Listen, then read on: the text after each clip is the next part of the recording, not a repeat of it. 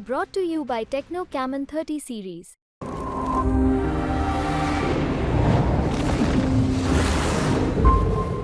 कटिहार लोकसभा चुनाव का परिणाम आ गया है और इस बार फिर एक बार कांग्रेस के कद्दावर नेता तारिक अनवर ने जीत हासिल किया है। हम आपको बता दें कि तारिक अनवर 13वां बार ये चुनाव कटिहार लोकसभा क्षेत्र से लड़ रहे हैं और आपको बता दें कि ये 7वां बार कटिहार की आवाम का प्रतिनिधित्व कर रहे हैं। ऐसे में आपको बताते हैं कि अभी तारिक अनवर खुद मतगणना केंद्र से सर्टिफिकेट लेके बाहर निकले हैं। आइए जानते हैं उनसे, अब कटिहार की आवाम ने आपके जिम्मे कटिहार को सौंपा है। अभी सर्टिफिकेट नहीं मिला है। अभी भी जो विधिवत घोषणा जिला अधिकारी के द्वारा नहीं हुआ है, लेकिन जो जानकारी मिली कि मैं इस बार सफल रहा हूँ चुनाव में, और इसके लिए मैं पूरे कटिहार की जनता, कटिहार के लोग, कटिहार के युवा, महिलाएं, कोई भी हर वर्ग, हर समुदाय को मैं धन्यवाद देता हूँ कि उन्होंने मुझ पर एक बार फिर से भरोसा किया है।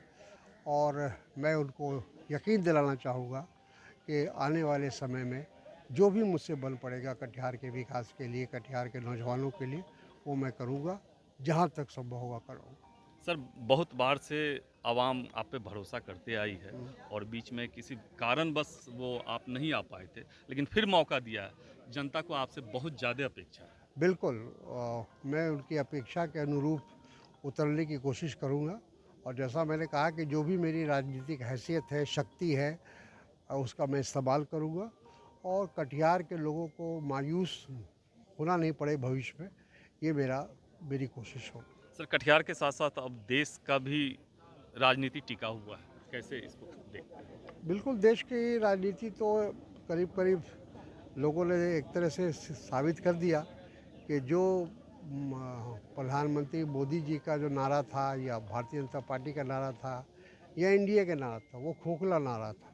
उसमें सच्चाई नहीं थी, हकीकत नहीं थी। ये बात लोगों ने देख लिया। 400 पार का भी बात हो रहा है। वही 400 पार कहा था। फिर एग्ज़िट पोल में भी जिस तरह से उनको परिणाम को दर्शाया गया था, वो बहुत ही दुखद है कि हमारे लोकतंत्र में इस तरह से लोगों को भ्रमित करने का प्रयास होता है। इस तरह से सर, इंडी गठबंधन का अभी जो मीटिंग चल रहा है उसमें चंद्रबाबू नायडू और नीतीश कुमार के साथ भी सरकार बनाने की बात हो रही है, क्या इसको कैसे देखते हैं? अभी ऐसा कोई फैसला नहीं हुआ है, कोई निर्णय नहीं हुआ है, और कोई भी निर्णय होगा, फैसला होगा, तो गठबंधन के जितनी पार्टियां हैं और उनके जो प्रमुख हैं, उनके साथ बैठकर विचार विमर्श होगा, और जो अंतिम फैसला होगा, जिसमें सर्वसम्मति से फैसला होगा, उसको ही हम लोग अपनाएंगे।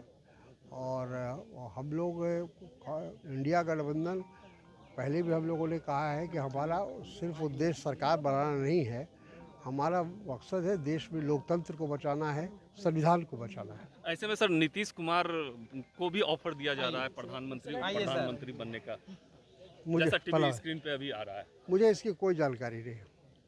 जी, मुझे इसकी कोई जानकारी नहीं है, ऐसा तारिक अनवर साहब ने बताया है। उन्होंने जीत हासिल किया है और इनका मुख्य उद्देश्य है कि अगर इंडिया गठबंधन की सरकार बनती है तो फिर उसका मुख्य उद्देश्य बस यही है कि देश कैसे बचे, देश का संविधान कैसे बचे। विपुल राहुल, कटिहार, बिहार तक।